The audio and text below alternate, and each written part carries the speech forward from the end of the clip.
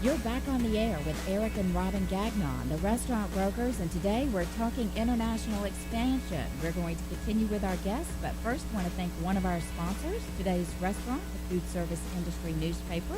Today's restaurant is the trade newspaper for the food service industry in Georgia and Florida. The publication is available in both print and online. We have a short segment, but we want to make sure we key in on some important concepts. And Andy, I want to start with you because we have talked about launching a brand in other markets, and you market buffalo wings, and that seems very American to me. So how do you actually make sure this brand is going to have legs on the ground before you go into an overseas market? Well, it's critical to determine that your brand will work in another market, because not every brand is liked. I've used the example before of Mexican food may not travel well around the world, but people like burgers, they like chicken, they like pizza, things like that. So you have to test it in that market. You're going to have to do some focus groups. You're going to have to inquire with consumers. You're going to have to see what's already working in the market, and you may end up taking a chance with the store to see if it's going to have some traction. But in terms of identifying an American concept in a foreign market, you want to leave it as an American concept. That's what attracts the consumer to your brand, is that, hey, we have lots of local brands here that offer local products, but this is an American brand, whether it's burger, shakes, and fries or chicken wings. And so you want to keep that theme and keep that connection because consumers really love that relationship. Food really transcends politics. It does not transcend religion. So if there's a religious preference of pork or beef or something that's not accepted, then that's not going to work. But in terms of identifying it as an American brand versus a Canadian brand or an English brand, that's a strength for your brand, not a weakness. Good. Adam, I know you bring investors. You're looking for investors, foreign investors, to invest in the United States in exchange for their green card or so. What is your marketing effort? How do you attract people? Where do you market? It's not quite marketing, hey, come and run a store for us or anything like that. So how do you attract people? How do you go at sharing the opportunity with the world that you have to offer? We actually right now we're working through a lot of brokers, and we've attended some international trade shows in China. So there's a lot of different opportunities out there, trade shows and things like that we've attended, and they've been really successful. We attended a trade show recently in China, and we were able to contract a large broker group, and they were able to really assist us in referring us a lot more EB5 investors. So just really getting out there. We also work through a lot of immigration attorneys and introduce our brand to different immigration law firms, even sponsoring different types of immigration events and going in. And I've spoken at several events on EB5 process and how our company is utilizing franchising through the EB5 process, and it's had a lot of success doing that. So it's a challenge. I was on the phone recently last night, and just spent a lot of time with a guy and speaking in Chinese. So we actually have brought in a lot of Chinese staff in our office too, full-time just translators helping us develop the relationships, because they're very hard, obviously, to do business with foreign nationals if you're not able to speak the language. So that's been really important to us, and we've had a lot more success since we started doing that. That's great. And Andy, let me ask you this: what were some of the biggest challenges you encountered in terms of international expansion for your brand?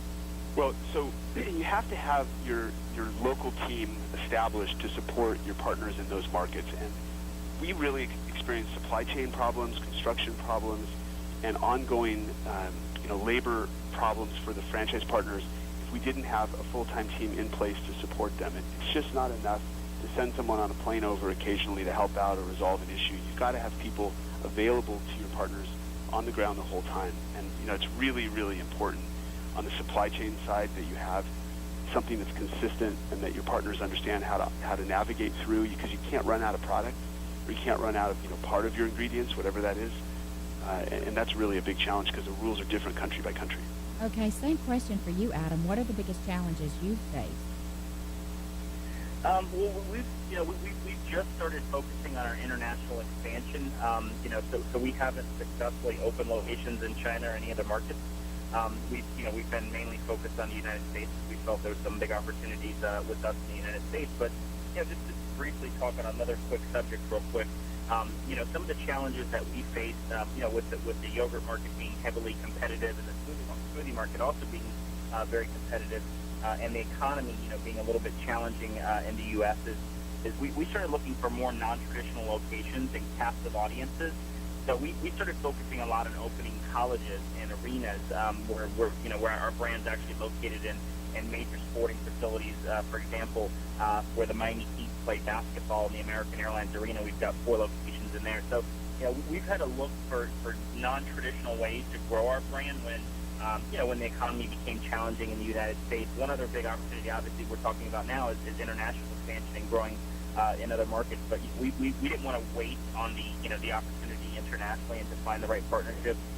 So we felt that going into some strategic relationships with some larger food service operators in colleges, universities, hospitals, and arenas. So that's been a really big business, and that's really changed our business, and that's what we feel it's really going to take our company to the next level. So it's been a real interesting opportunity, but we're really excited, and don't be surprised if you see Yoblens or Juice Blends in a college near you, because it's our target market, it's our audience, and it's working very successfully for us.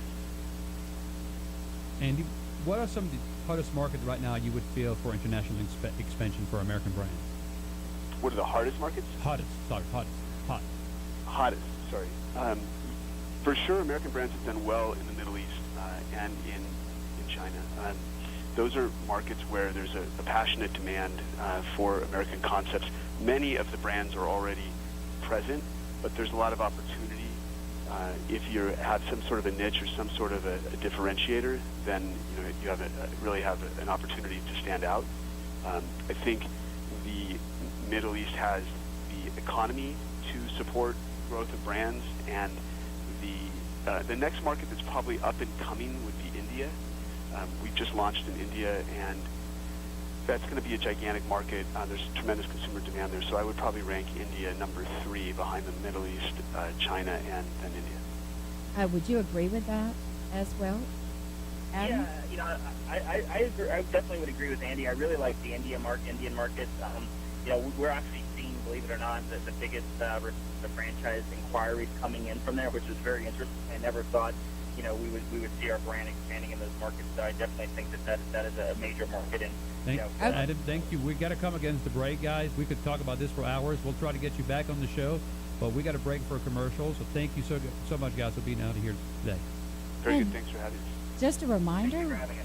We Sell Restaurants operates the largest brokerage franchise company in the nation based on the number of listings, transaction count, and volume. We are franchising nationwide. This is Eric and Robin Gagnon, and we are the Restaurant Brokers.